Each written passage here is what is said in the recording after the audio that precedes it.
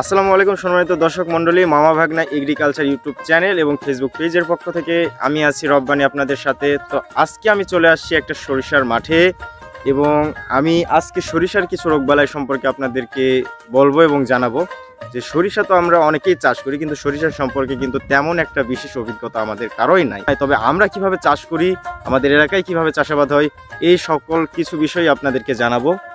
এখন এই সরিষাগুলান গাছগুলান আপনারা দেখতে পাচ্ছেন যে মোটামুটি গাছ একটা লেভেলে আছে। তো আপনাদেরকে বেশি দেরি না করে আপনাদেরকে বলে দিই যে এখানে কি কি আমরা উপকরণ বা কি কি কীটনাশক বা ভিটামিন জিঙ্ক যাই বলেন আমরা কি কি স্প্রে করি। তো প্রথমত ব্যাপারটা হচ্ছে যে সরিষার গাছগুলান আপনাদেরকে একটু দেখাই, তারপরে বলি যে কতটুকু হইলে গাছে আপনারা স্প্রে করতে পারবেন। প্রথম স্প্রেটা এবং সরিষাতে সর্বোপরি 2টা স্প্রে করলে যথেষ্ট, এর বেশি আমরা স্প্রে করি না। তবে বিভিন্ন এলাকা ভিত্তিক বিভিন্ন চাষাবাদ অনুযায়ী তাদের ভিন্নতা থাকতে পারে, তবে আমরা 2টো স্প্রের মাধ্যমেই সরিষা কমপ্লিট মানে এক কথায় ঘরে ওঠে আর কি। তো প্রথম স্প্রেতে আমরা কি ব্যবহার করি এবং দ্বিতীয় স্প্রেতে আমরা কি ব্যবহার করি সকল কিছুই বিস্তারিত থাকবে, এবং কোন বয়সে সেটা স্প্রে হয় এবং কোন বয়সে কি হয় সেটা টোটালি আপনাদেরকে আজকের ভিডিওতে জানা হবে। সবাই সাথে থাকেন এবং দেখতে থাকেন। সো গাইজ দেখেন, এই যে গাছ দেখতে পাচ্ছেন সরিষার গাছগুলান, তো এটা কতটুকু বড় হয়েছে। এখন কোনোটা 5 পাতা আছে, কোনোটা 6 পাতা হয়েছে, এই পর্যায়ে এখন গাছগুলো আছে। তো যাই হোক, এখন এটার বয়স 1 মাস প্লাস হয়ে গেছে। তো আরও 5 থেকে 7 দিন পর আমরা এখানে যেটা ব্যবহার করব, যে এখন দেখেন কিন্তু গাছ নতুন কুশি বের করতেছে এবং ডালফেনা বৃদ্ধি করার জন্য গাছ তার পজিশন নিয়ে নিচ্ছে। এখন এখান থেকে বিভিন্ন রকমের ডালফেনা গাছের গ্রোথনেস বাড়বে। তো যার জন্য আমরা এই 35 দিন 40 দিন বয়সে প্রথম স্প্রেটা যেটা করব সেটা হচ্ছে ভক্সল। এটা একটা ভিটামিন।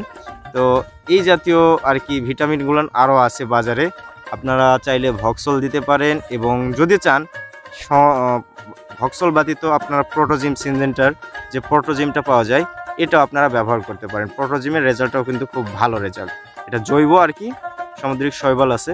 তো আপনারা প্রোটোজিমও স্প্রে করতে পারেন বা ভক্সল, দুটার ভিতর যে কোনো একটা। তো প্রথম স্প্রে আমরা এটা দিয়েই করি, অ্যান্ড প্রথম স্প্রে করার পর আবার দ্বিতীয় স্প্রের বয়সটা যখন আসে সেই সময়ে আমরা একদম যখন সিম ধরা মানে শুরু হয়ে যায় বা শেষ হয়ে যায়, ফুল গাছের শেষ, ফল ধরাও শেষ, তারপরে একটা স্প্রে করি। তো তখন কি স্প্রে করি সেটা আপনাদের সেই সময়ে দেখাবো।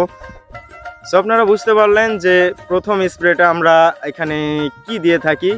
তো এই আর কি, আপনারা হয় ভক্সল স্প্রে করতে পারেন, নাইলে প্রোটোজিম বা আদার যে অন্যান্য যে কোম্পানির এই ভিটামিন জাতীয় বা হরমোন জাতীয় কীটনাশক, মানে সরি ভিটামিন হরমোন কীটনাশক না, এগুলা ভিটামিন হরমোন জাতীয় যেগুলো আছে এগুলো আপনারা স্প্রে করতে পারেন।